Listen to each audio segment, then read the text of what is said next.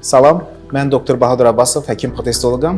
El arasında düşünürlər ki, histoloji preparatlar əkilir hansısa bir mühitdə, qidalı mühitdə, əkiləndən sonra həkim parafininə batırıb baxır.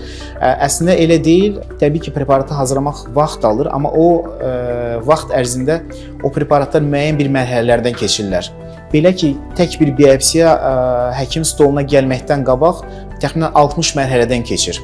Bizim laboratoriyada bütün mərhələlər avtomatlaşdırılıbdır. Yəni bir biopsiya təxminən həkim stoluna gələnə qədər 15 cihazdan keçir.